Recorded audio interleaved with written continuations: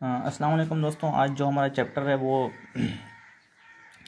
आज जो हमारा टॉपिक है वो फैक्टराइजेशन से रिलेटेड है। तो सबसे पहले मैं फैक्टराइजेशन का इंट्रोडक्शन दे दूं, बेसिक कॉन्सेप्ट जो होता है फैक्टराइजेशन का वो मैं आपको दे सकूं।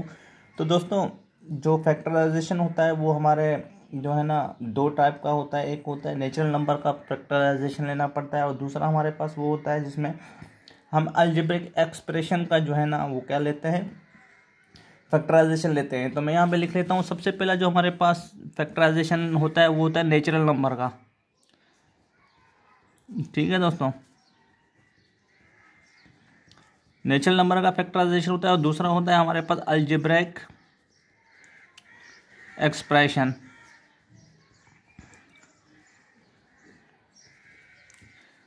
तो ये हमारे पास दो टाइप होते हैं। किसी भी चीज़ की फैक्टराइजेशन निकालनी हो तो हमें यानी कि नेचुरल नंबर का फैक्टराइजेशन होता है और अलजेब्रिक का।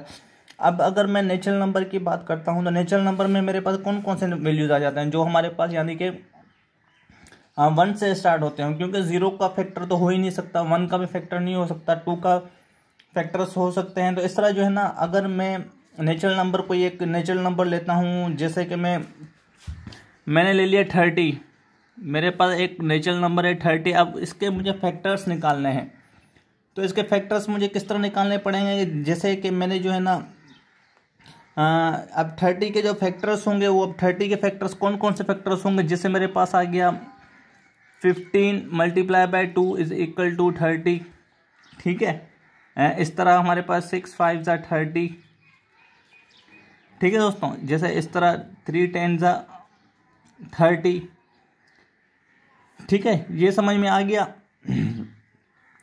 इस तरह और भी बहुत सारे 30 के जो होंगे ना फैक्टर्स होंगे। तो दोस्तों, ये जितने भी हमारे पास 30 के जितने भी हमारे पास ये जो वैल्यूज़ आई हैं, जिसमें से हमारे पास आ गया 3 हो गया, 5 हो गया, 2 हो गया, 10 हो गया, 6 हो गया, 15 हो गया, और 30 खुद तो उसका नहीं है। तो दोस्तों, ये जितने भी हमारे पास जितने भी हमारे पास वो आए हैं वैल्यूज़ 3, 5, 2, 10, 6, 15, ये सारे हमारे क्या हैं, 30 के फैक्टर्स हैं।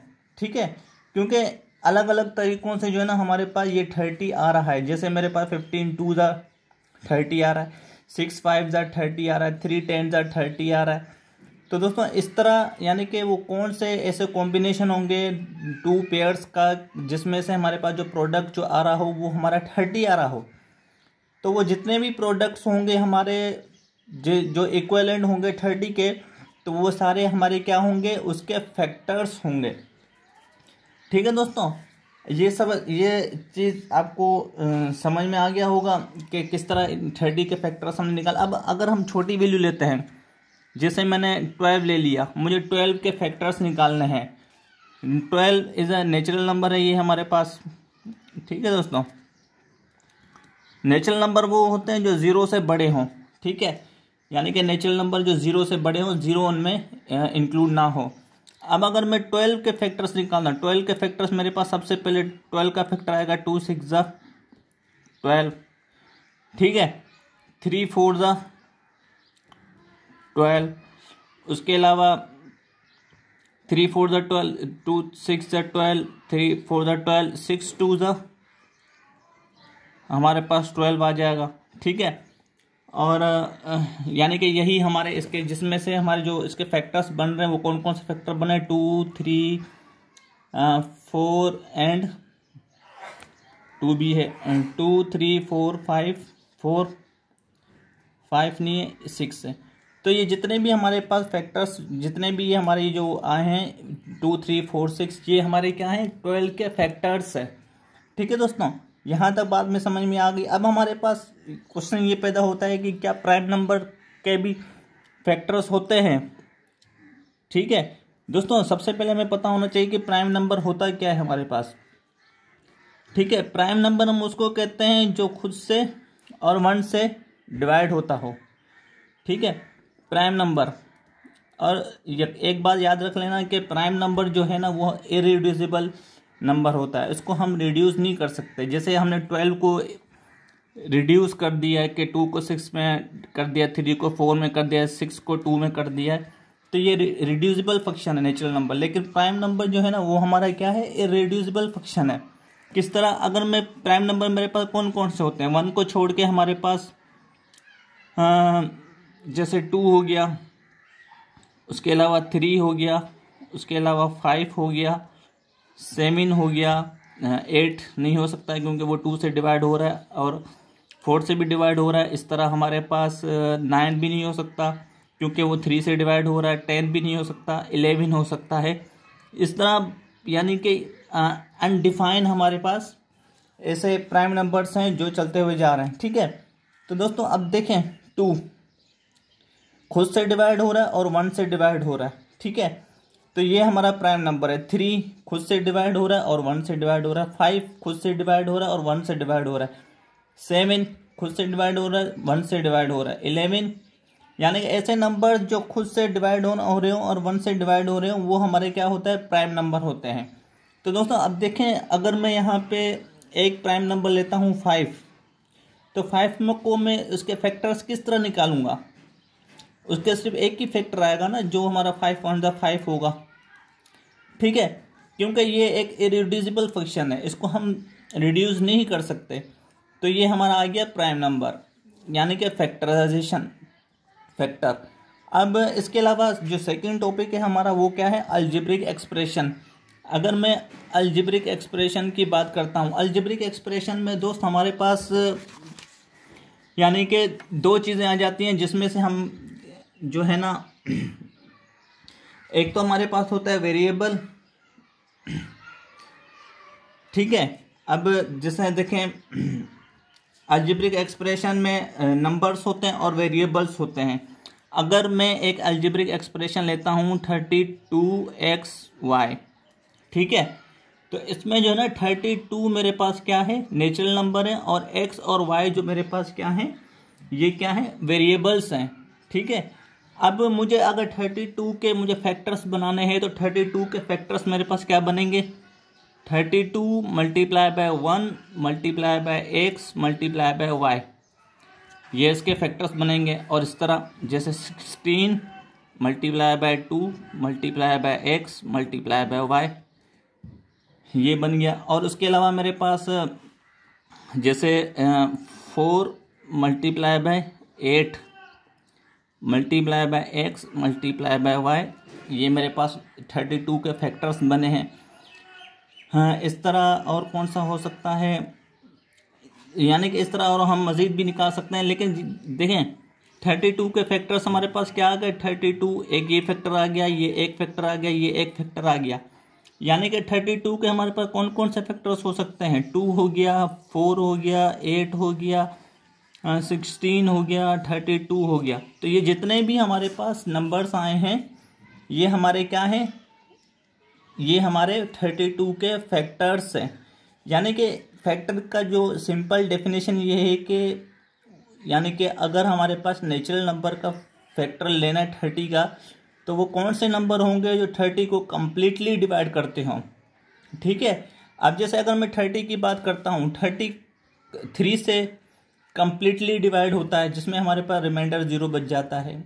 ठीक है, अगर मैं 12 की बात करता हूँ जिसमें से 2 जो है ना कम्प्लीटली डिवाइड करता है 12 को, 3 भी कम्प्लीटली डिवाइड करता है, 6 भी कम्प्लीटली डिवाइड करता है। यानी कि ऐसे नंबर के फैक्टर्स जिनका अगर मैं उनका वो लूँ यानी कि डिवीजन लूँ और मेरे पास रिमाइंडर जो है ना क्या बचे, 0 बच जाए, तो वो उस नंबर का क्या है, फैक्टर है। तो दोस्तों यहाँ तक आप लोगों को समझ में आया होगा कि फैक्टर्स किस तरह हम निकालते हैं और क्या प्रोसेस होता है, प्राइम नेचुरल नंबर क्या होता है, अलजेब्रिक एक्सप्रेशन क्या होता है, उसके कौन से यानी कि अलजेब्रिक एक्सप्रेशन में हमारे पास जो है ना वेरिएबल्स होते हैं और नंबर्स होते हैं, उनका हमें क्या निकालना पड़ता है, फैक्टर्स निकालने पड़ते हैं। नेचुरल नंबर के जो जितने भी उसके नंबर ऑफ पॉसिबिलिटीज़ होते हैं कि उसका प्रोडक्ट लें और हमारे पास कुछ आंसर आ जाए, तो वो हमारा क्या होता है, उसका प्रोडक्ट होता है। तो दोस्तों ये तो फैक्टर हो गया। अब फैक्टर्स, ये फैक्टर्स हो गए। अब इसके बाद आता है एक टॉपिक और आता है फैक्टराइजेशन, यानी कि फैक्टराइजेशन की बात आती है, फैक्टर्स अलग होते हैं, फैक्टराइजेशन अलग होते हैं। फैक्टराइजेशन की जो डेफिनेशन वो ये कहती है कि the method of writing an algebraic expression in the form of product of its factor is known as a factorization. यानी कि अगर हमारे पास कोई एक मेथड है किसी चीज़ को राइट करने का, यानी कि कोई अलजेब्रिक एक्सप्रेशन है हमारे पास, उसका हमें क्या निकालना है, फॉर्म ऑफ प्रोडक्ट निकालना है कि वो उसका क्या यानी कि वो किस चीज़ के प्रोडक्ट है, किस चीज़ के इक्विवेलेंट है, उसको हम लिखने, उसके जो फैक्टर्स होंगे वो हमारे क्या होंगे, फैक्टराइजेशन होंगे, जिसमें से हमारे पास जो है ना 3 प्रॉपर्टीज आ जाती हैं फैक्टराइजेशन को करने के लिए। सबसे पहला प्रॉपर्टी जो हमारे पास आती है वो होती है कॉमन, ठीक है, यानी कि कॉमन फैक्टर्स। हमारे पास एक ऐसे अलजेब्रिक एक्सप्रेशन आ सकते हैं जिनमें से हमें कॉमन लेना पड़ेगा ताकि हमारा सवाल आसान हो सके। उसके अलावा जो सेकंड है वो होता है हमारे पास रीग्रुपिंग। रीग्रुपिंग का मतलब ये है कि जैसे हमारे पास अगर हो सकता है कि 2 डिग्री का यानी कि अलजेब्रिक एक्सप्रेशन गिवन हो, यहाँ पे थर्ड डिग्री का गिवन हो, तो उसमें हम लोग क्या करते हैं, रीग्रुपिंग करते हैं कि x x के साथ जाएगा, y y के साथ जाएगा, z z के साथ जाएगा। और उसके अलावा आता है हमारे पास अलजेब्रिक आइडेंटिटीज। ठीक है दोस्तों, जिसमें हम अलजेब्रिक आइडेंटिटीज लगाते हैं कि वो कौन से प्रॉपर्टीज होंगे, वो कौन से प्रोसेस होंगे जिसमें से हम जो है ना हम उसके फैक्टर्स निकाल सकें। तो दोस्तों इंट्रोडक्शन हमारा ये था फैक्टराइजेशन चैप्टर यानी कि टॉपिक का, जिसमें से हमने नेचुरल नंबर का फैक्टर को डिस्कस किया, अलजेब्रिक एक्सप्रेशन को हमने डिस्कस किया। अलजेब्रिक एक्सप्रेशन में हमारे पास नंबर्स होते हैं और कुछ वेरिएबल्स होते हैं। वो वेरिएबल्स कुछ भी हो सकते हैं, एक्स वाई जेड हो सकते हैं, ए बी सी हो सकते हैं, कुछ भी हो सकते हैं। हाँ, लेकिन शर्त ये है कि अल्फ़ाबेट होने चाहिए वेरिएबल्स में, ठीक है, और नेचुरल नंबर का उनके साथ होना चाहिए। तो वो हमारे पास क्या होते हैं, क्या अलजेब्रिक एक्सप्रेशन होते हैं। प्राइम नंबर का हमने डिस्कस किया कि प्राइम नंबर जो है ना, प्राइम नंबर्स के फैक्टर्स बनते हैं कि नहीं। प्राइम नंबर्स के फैक्टर बिल्कुल नहीं बनते हैं क्योंकि ये इरेड्यूसिबल फंक्शन होते हैं, इनको हम रिड्यूस नहीं कर सकते। जैसे हमने यहाँ पे एग्जांपल लिया 3 का, 3 को हम रिड्यूस नहीं कर सकते, तो ये हमारे पास होते हैं प्राइम नंबर्स होते हैं।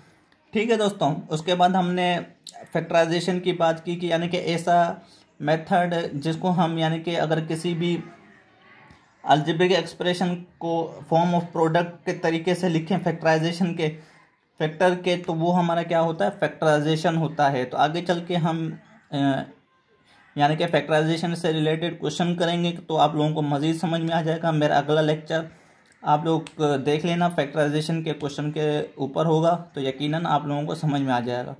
और दोस्तों मेरे चैनल को ज़रूर सब्सक्राइब करना, लाइक करना और शेयर ज़रूर करना ताकि इस तरह की वीडियोज़ आप लोग तक पहुँचती रहें। Thank you.